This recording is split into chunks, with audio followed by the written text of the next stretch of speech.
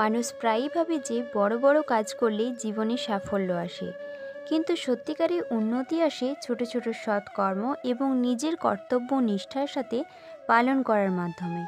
এই কথাই শ্রীকৃষ্ণ অর্জুনকে বোঝাতে গিয়ে বলেছেন, নিহাভি ক্রমণে স্বস্তি পত্তবায় ন বিদ্যাতে স্বল্পম পোষ্য ধর্মস্য ত্রয়তে মহাত ভয়াত।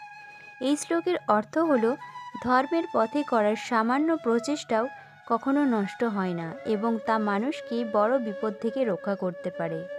কুরুক্ষেত্র যুদ্ধে অর্জুন যখন দ্বিধায় পড়ে যুদ্ধ করতে চাইছিলেন না, তখন শ্রীকৃষ্ণ তাকে বোঝান যে ধর্ম ও কর্তব্যের পথে সামান্য অগ্রগতিও মানুষের জন্য অত্যন্ত মূল্যবান।